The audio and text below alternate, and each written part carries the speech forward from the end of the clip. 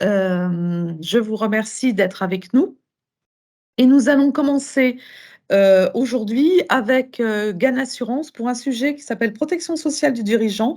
C'est l'épisode 3 et aujourd'hui ce sera dédié aux professions libérales, donc un sujet qui devrait vous intéresser au plus haut point.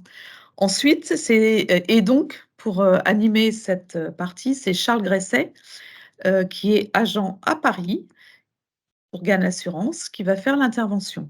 Il sera suivi de Cyprien pour Dangean et Associés, sur une thématique qui devrait vous inspirer aussi, c'est pourquoi s'installer en cabinet plutôt qu'en entreprise quand on a eu son DSCG.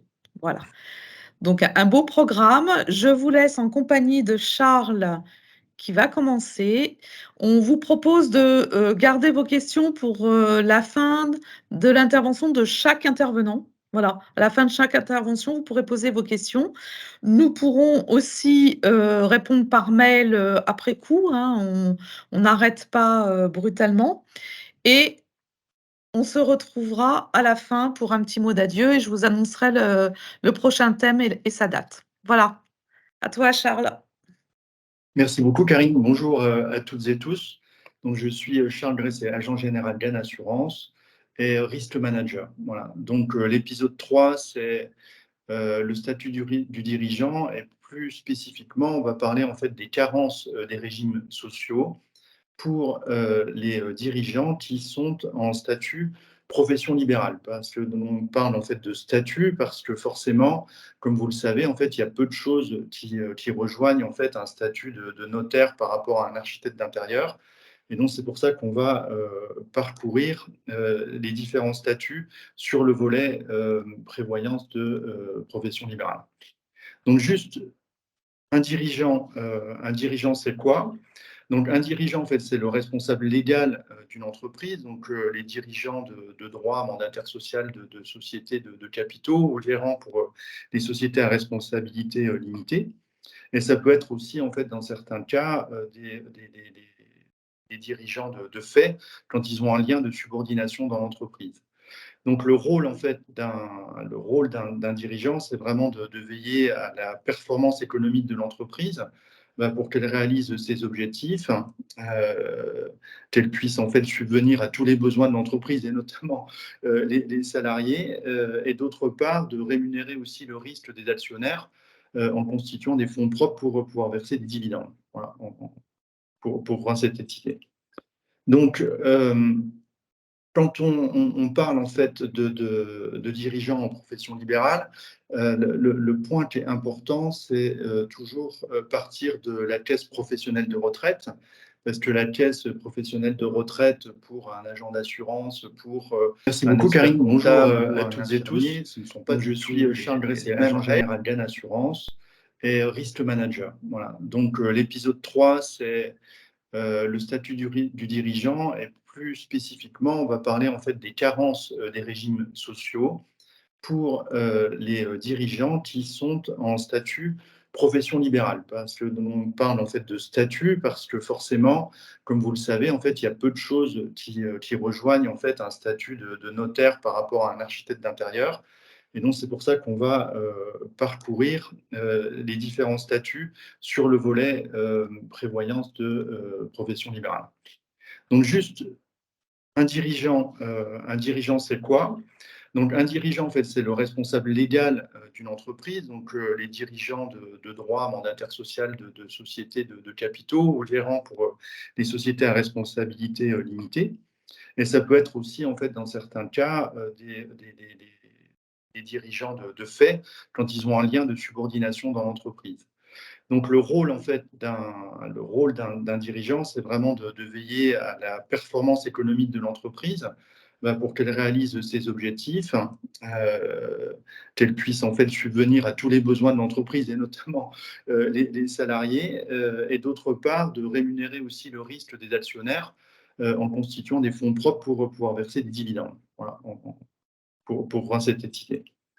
Donc, quand on parle en fait de dirigeants en profession libérale, le point qui est important, c'est toujours partir de la caisse professionnelle de retraite, parce que la caisse professionnelle de retraite pour un agent d'assurance, pour un expert comptable ou un infirmier, ce ne sont pas du tout les mêmes règles et ça ne répond pas aux mêmes obligations entre la CAVET, la CAVAMAT, la CARPINCO.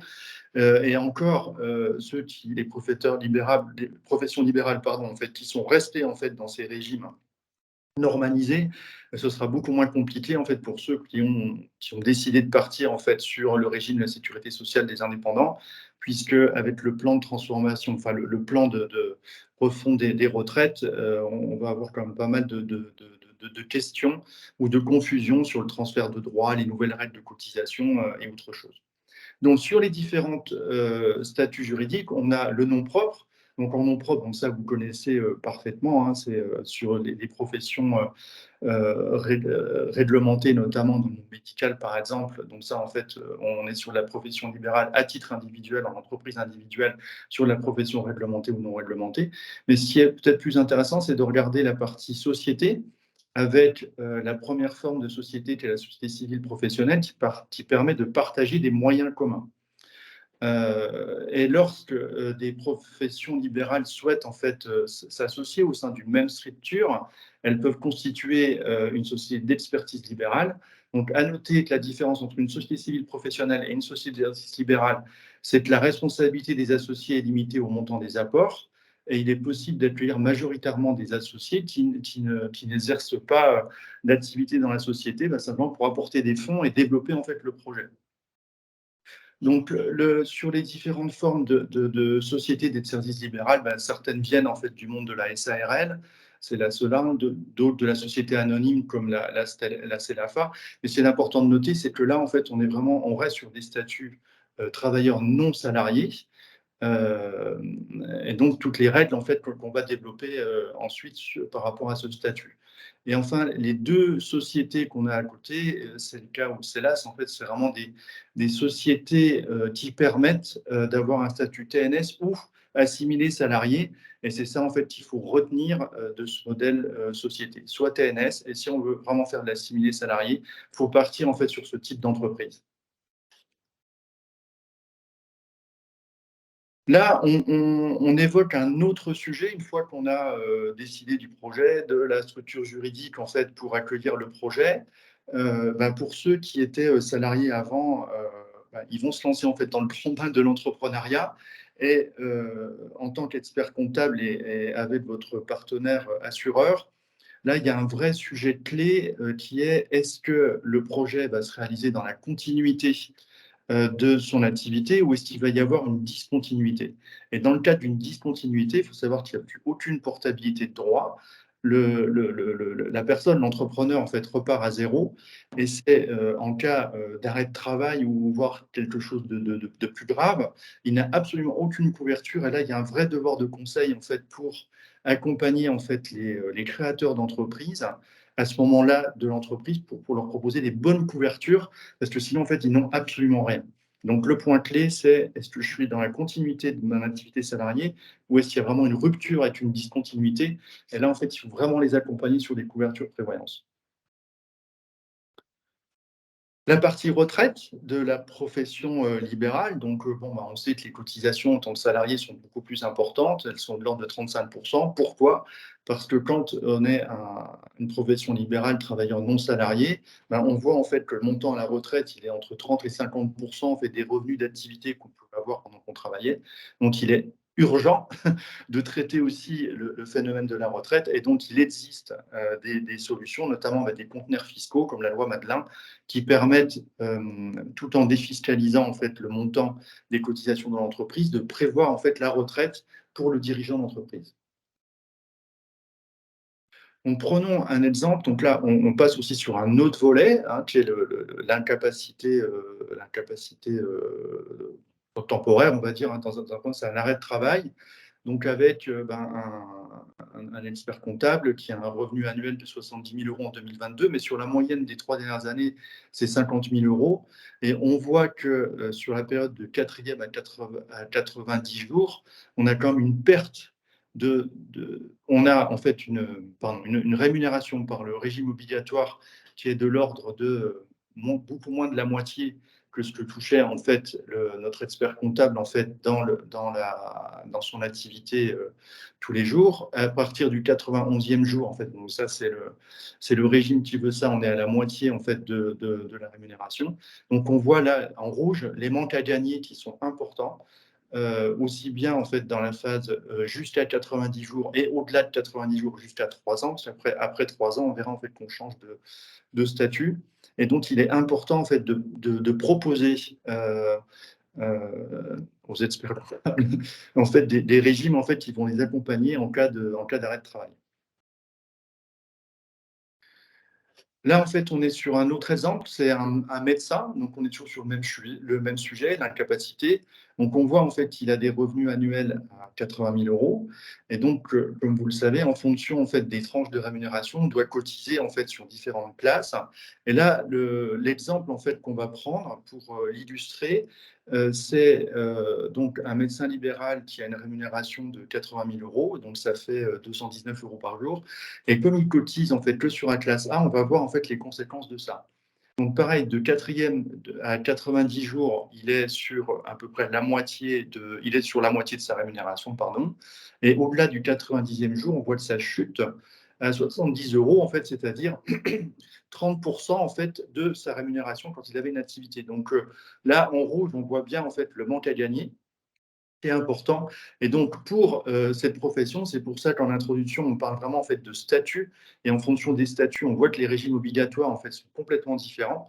Il est important de bien connaître en fait les statuts et de les accompagner avec des régimes de prévoyance qui soient associés, un, à leur statut et deux, le niveau de rémunération pour que la cotisation et le contrat qu'on propose en prévoyance soient au bon niveau de manière à maintenir en fait son niveau de rémunération en fait s'il lui arrive quelque chose. Donc là, en fait, on monte un peu crescendo dans la dangerosité ou la problématique en fait, que peut arriver un dirigeant d'entreprise. Donc là, c'est ce qu'on parle en fait de l'invalidité. Donc l'invalidité, en fait, on n'est plus en incapacité, on est en invalidité. Donc là, ça se passe, on a toujours une dégradation en fait de la santé de notre chef d'entreprise qui peut pas reprendre ou partiellement en fait le travail. Et donc le régime de sécurité sociale en France, en fait, impose trois catégories, ça va de 1 à 3. La une, en fait, pour l'illustrer, en fait, c'est l'incapacité à travailler de manière partielle. Donc ça peut être par exemple la première phase en fait d'une maladie comme le cancer. La catégorie numéro 2, bah là, en fait, c'est une confirmation que on n'est pas en guérison et donc on a une continuité dans la maladie et donc il est déclaré en longue maladie. Et puis bah, la catégorie 3, en fait, qu'on va afficher tout de suite. Donc là, en fait, c'est la catégorie 2, donc il ne peut pas travailler totalement. Et en plus, il y a des frais, puisque les personnes, en fait, ne sont plus indépendantes. Donc, elles deviennent dépendantes. Et donc, de là, on doit monter, en fait, des programmes de prévoyance qui puissent anticiper ou prévoir, en fait, ce type d'invalidité en fonction des différentes catégories qu'on a résumées là. Donc, on continue notre exemple. Donc là, on est sur l'expert comptable. Donc, on voit en fait que sa rémunération était toujours en fait sur la base 70 000 euros. Ça, c'est juste pour avoir une continuité par rapport à quand il était en incapacité. Donc là, on voit en invalidité que les manques à gagner se confirment. C'est-à-dire que, un, il a un état de santé en fait qui se dégrade et en plus, les niveaux de rémunération pour survenir en fait aux besoins de la famille, mais aussi professionnels, on voit que c'est de plus en plus compliqué. Donc là, on a un vrai rôle en fait d'accompagnement du chef d'entreprise pour prévoir en fait le pire en fait au niveau médical, pour qu'on puisse ensemble, par rapport en fait au niveau de revenus qu'il a pour subvenir aux besoins de la famille, lui trouver en fait le bon programme en fonction de son statut. Le deuxième exemple en fait qu'on a derrière, en fait, bon, ça reprend en fait les mêmes idées de fond, sauf que là, on est sur le médecin et on voit que le médecin, le statut en fait de profession libérale médicale, c'est encore plus aggravant puisque pendant la validité partielle, hein, c'est la catégorie 1 qu'on a décrit tout à l'heure, on est sur à peu près 15%, pardon, 15% de son activité en rémunération. Et on voit qu'en validité totale, s'il passe en catégorie 2, là on est sur 30%. Donc il manque quand même toute la partie rouge pour qu'il puisse subvenir aux besoins de la famille. Donc un dernier volet dont on parle aussi en fait pour la profession libérale, donc ça s'adresse pour les professions, pour les travailleurs non salariés non réglementés, hein, ceux qui sont dans les travailleurs non salariés, dans les professions réglementées, on ne peut pas leur proposer ce dont on va parler, c'est-à-dire le risque de perte d'emploi. L'entreprise va bien, mais le mandataire social est révoqué ou l'entreprise part en liquidation. Bon, ben, le temps en fait, que le dirigeant d'entreprise puisse se retourner pour recréer quelque chose ou trouver en fait un emploi en tant que salarié, ben ça lui permet d'avoir les mêmes droits qu'un salarié à Pôle emploi. Donc c'est une assurance perte d'emploi qu'on peut proposer en fait aux dirigeants d'entreprise qui portent un mandat social ou qui est gérant en fait d'une société. Hors métier réglementé, hein, c'est important de le repréciser, de manière à l'accompagner en cas de coup dur pour qu'il puisse relancer une activité, donc sur 12 mois ou sur 24 mois. Voilà, on voulait finir en fait sur ce volet de la perte d'emploi pour couvrir un peu tout ce qu'on peut proposer à une profession libérale, travailleur non salarié. Je vous remercie beaucoup.